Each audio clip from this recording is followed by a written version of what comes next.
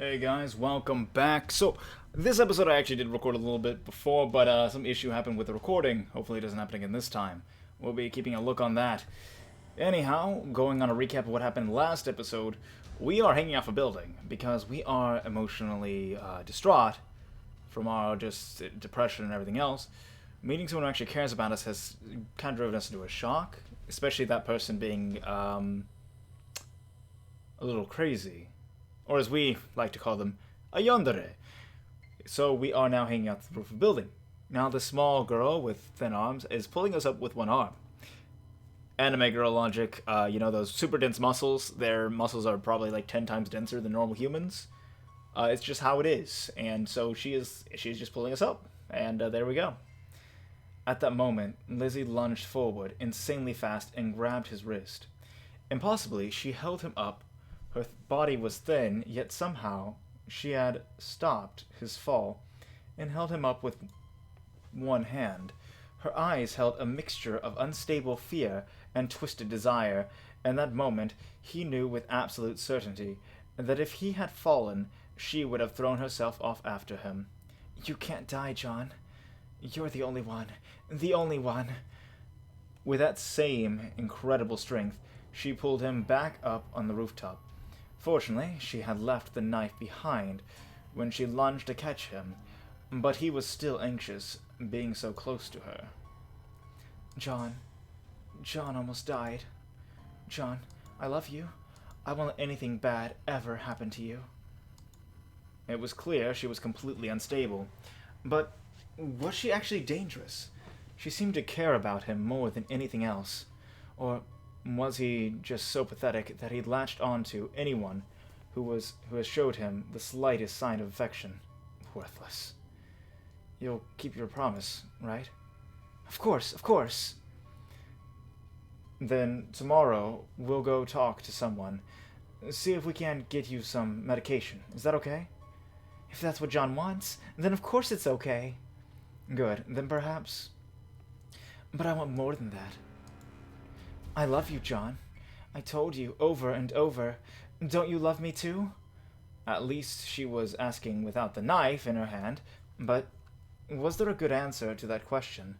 No. He had to think about it logically. She wanted him to answer yes, but that was just might make things. But that just might make her worse. The risk of saying no couldn't be ignored, though. Either, though. Here, I just find it funny. He says she wants me to say yes. Yes, when someone confesses to you, unless they're doing it for some kind of dare or something, and they don't actually want to be together, they probably want you to say yes. But yeah, come on, guys. We know what we're gonna say. We are you know you're here. You know. Lizzie, I don't know you very well yet, but despite all this, I think you're a good person. No, I'm awful. John is just being kind and not answering the question. I want to get to know you better, Lizzie. Maybe then I could love you. Ah, he said it. He said it. John desperately hoped that wasn't a mistake. He hoped this all wasn't a mistake. He hadn't been stabbed yet, and after how today had gone, that was good enough for him. Then I'll see you tomorrow, okay? I'll be watching you, but yes, later. You're not going to do anything crazy. No, John loves me. That's all that matters. We both need to get to class, but we'll talk tomorrow, okay? Okay. The rest of the day was even more of a blur than usual, everyone's voices not even echoing in his head. John could hardly believe what he had just done. It all seemed like a dream now. Had Lizzie really pulled a knife on him? Had he really threatened to jump off the school building? It made him wonder if he wasn't the insane one. But no, it had really happened. For better or worse, he was stuck in the situation. Only when he was headed to bed did John realize that he felt strangely alive. Even better than after his therapy sessions. Maybe it was the brush with death. Maybe it was just having something to think about other than his pathetic existence. But he felt almost good. Maybe that meant he was crazy too. But right now, he was just glad to sleep soundly. In the morning, it all seemed even more unbelievable. John sleepwalked through his routine, half certain that he would find out it had all been a dream. But when he arrived at school, he found Lizzie waiting for him by the school entrance. She looked like she could have been waiting there for the entire night. When she saw him, though, her face lit up. "John, you're finally here. I've been waiting so long." Good morning. "Yes, it's a wonderful morning. I spent so long too nervous to talk to you, afraid that you would hate me. But we had such a nice talk. Now I'm barely nervous at all. But my heart, it still goes crazy every time you come near me, John." "Isn't it horrible that we had to be in different classes? Lovers shouldn't be separated like this. Will you eat lunch with me today? Please, won't you?" She could sound so adorable. Normally he'd be happy to have a girl like her asking to eat lunch together, but sure. On the roof again. "No, there might be unkind people there. You might feel sad again. No, I have the perfect place." "Where is it?" "And that's a secret. I'll show you at lunchtime." He really wasn't sure how to feel about it. For once, John had something to look forward to, or dread. He wasn't sure. The minutes seemed to crawl by, until it was finally lunchtime. When he went looking for Lizzie, he discovered that she was waiting behind him, completely silent, watching him. Hi, Lizzie." Let's go, let's go." "We don't need to go to the cafeteria this way." She practically dragged him away from the school and onto one of the paths in the nearby forest. Soon they got far enough that they couldn't hear any sounds from the school. "Here is perfect, just perfect." Lizzie faced away from him, giving a soft little laugh. Then suddenly she whirled around, thrusting something towards him. A lunchbox. "I worked really hard on this. You have to eat it. You have to." Okay. Thanks, Lizzie." She gave a little squeal, and promptly sat down on a small rock. It seemed she had a second lunchbox of her own, but she kept it on her lap until he opened his. John was braced for a horror show, but to his surprise, it was just normal food. It actually looked pretty good. He took a bite, and it tasted good. It tasted good, too. John realized that Lizzie was staring at him intensely, as if her life was on the line, so he smiled at her. "It's really good." "Yay! I worked so hard on it." "So, do you want to just eat together, or?" "This is a date, isn't it? We should get to know each other more. I want to know everything about you." "Well, I'm nothing special." "That's not true." Let me see what to say. Despite himself, John found it easy to talk to her. He was sure he was sounding like an idiot, rambling about stupid mundane topics, yet she listened to every word with rapt attention. It was bizarre to have someone actually care about his life. His father never had time. His friends were busy with their own things. Miss Smith was just listening professionally, but Lizzie really cared. He knew that she wasn't well, that her obsession was probably a sickness, yet a pathetic part of him didn't care, was just happy to have someone paying attention to him. I mean, given that kind of situation,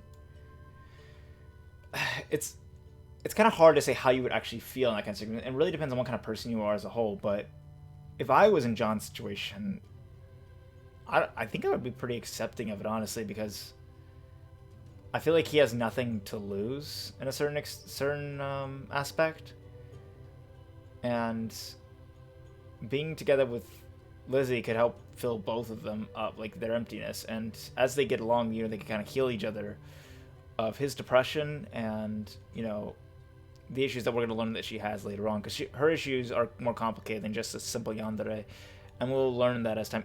Simple yandere, as if simple doesn't normally apply to yanderes unless they're poorly written, but we'll get into that. Only after talking for a long time did he realize that he was talking about himself like a self-centered jerk. She didn't seem to mind, but he still felt guilty. "Sorry, I've been talking a lot. I can do that sometimes." "Oh no, don't apologize. I like listening to you talk. It's pretty boring, though. I mean, you already know a lot about me. I want to know everything about you. I've been watching you a long time. I know all the facts, but I still don't know everything. I can't see inside your head. And that's where the important parts of John are. I can't see them. I wish there was a way to crack open your head. Oh, shoot. Oh, shoot. Sorry, guys. Sorry about that. Oh, dear. Crack open your head and see all the thoughts inside. You can always just ask me what I'm thinking, okay? Okay. You're so nice, John. So, Lizzie, tell me about yourself. Oh, there's nothing to tell. It's not important. I just want to listen to you more. Yes, but if I want to know more about you, don't you want to tell me? John is so kind. I don't deserve him. So, what about your parents? I live alone now. Neither of my parents wanted me anyway. I'm sure that's not true. They probably just... You don't have to make me feel better. I don't mind. You don't mind that your parents... My father never loved me anyway, and my mother's dead now. My parents separated too, and they never made it formal, but... Yeah, they're separated. Mom doesn't like to visit, and Dad is always at work, so it's like he's not really there. You mean they just leave you alone? How horrible! How dare they just leave you like that? Clubs! Are you in any after-school clubs? When he wasn't pulling the conversation away from troubling topics, John actually found himself enjoying their talk. Or maybe he was just happy to be talking to someone and actually managing to pay attention to who was actually managing to pay attention to the conversation. So, here's the thing. Again, we see this very clearly, and this is very Yandere-like behavior, where she kind of, like, disregard, like, good Yandere behavior, because, like I said, there's different kind of Yanderes. The Yanderes that actually care about you, and those who, like, kind of just, like, obsess over you in a weird psychological way, but for her, like, you can tell that she actually cares about John, at least in her own way, even if it's not a normal way. When she talked about her own parents, disinterest in her, it was just like, oh, they don't care about me. I don't care either, kind of thing, But when it came to John, she, like, flipped out when she heard that his parents didn't care about him. In other words, that's how much, like, she puts him on a pedestal, and that's also kind of like Yandere-ish behavior. But at the same time, I feel like hers, well, not healthy, is healthier than some of the others, because, like, it is actual caring, actual devotion to one person. We'll see as the story goes on how exactly that plays out. Anyhow, let's just go ahead and get back into it. He finished every bite of the lunch without thinking about it. Given the way she stared at the last crumbs while he finished them, that was probably a good thing. Too late, it occurred to him that she might have tampered with the lunch. Yet, as she stared at him, so pleased that he had enjoyed it, John couldn't believe that she would do anything bad to him. As soon as he had that thought, he remembered the tree and shivered involuntarily. After school, John had barely gotten out of the door when he spotted Lizzie following him. It seemed as though she was stalking him at first, but when he made eye contact, she gave him a sweet smile and skipped forward. John, let's walk home together. Do we live in the same direction? No, but don't worry. I'll walk back to my house later. Which meant she did know where he lived. He really needed to be more cautious. Maybe we could do something else. You remember our promise? Yes. Getting medicine and therapy has really helped me a lot. I hope it will help you too. Oh, come on, John. We know what helped you more. Lizzie helped you more in just one day because, like, you even said yourself that you felt better from that one meeting where she confessed to you than you did from the therapist meetings, John. John, let's be honest with yourself here. I know you're lying to yourself right now, but let's be honest here. Because, like, the therapy sessions kind of make him feel numb, whereas meeting Lizzie kind of made him feel alive, if that makes sense. Now, I think the easiest thing to do would be to take you to Miss Smith. She could. No! I hate her. She's awful, and she wants to take you away from me. Wait a second now. And that's not true. She just wants to help. John, it's too nice. He can't see what kind of person she is. I have to protect him. Whoa, Lizzie, wait. Calm down. If you don't want to talk to Miss Smith, we can do something else, alright? Okay. So, probably best not to choose a woman. There had to be a male Koitek pharmacist in town. Maybe one of them could prescribe something. But he really wasn't sure how that worked. We had been counting on Miss Smith to guide the process, but now he'd have to figure it out himself. Lizzie, I need to do a little research first. Is that okay? Okay, I'll follow you. Maybe it would be easier if I did it myself. No. I don't like that idea. I'll see you tomorrow, okay? You can bring another lunch. Okay. See you tomorrow, John. He hoped that medication would help her stabilize. After all, she'd be cute if... Why exactly was he doing this? He had told himself it was to help her and make sure no one got hurt. But now he was hoping she could become normal and stay with him. Pathetic. He couldn't get a girlfriend normally, and so he had to take advantage of some poor girl's obsession. For now, it didn't matter. She really did need him. She really did need help, and he might be able to get it for her. I cannot read today, but that still makes sense in the context. That's fine. It was just a question of how. And the best way was probably to ask for advice, either from Miss Smith or a pharmacist. He could try to research some himself, though he doubted he'd be any good at it, and he supposed it wouldn't hurt to ask her if she was taking anything else, or had allergies or something. Damn it! He should have done it earlier. Now it's far too late to... John realized that she was still following him. He shouldn't have been surprised. Okay, so asking her was still an option. But he only had so much time before he had to get home and do his schoolwork. So he decided he needed to choose carefully. Okay, so let's see exactly what our choices are here. So we have the choice to talk to Miss Smith, talk to a pharmacist, research in the library, talk to Lizzie, or just go home early. Our choice is going to be obvious, guys. We're going to talk to Lizzie because I don't trust that medicine company at all. Granted, I do have advantages on that, but still I don't trust them at all. So yeah, we're not doing that. Talk to Lizzie. John walked along the street until he was sure that Lizzie was slinking after him. Then he turned and waved to her. She waved back. Hi, John. Did you change your mind? Can we go home together? I knew you... No, I just wanted to check with you. Are you taking any medication right now? Have you had any bad reactions in the past?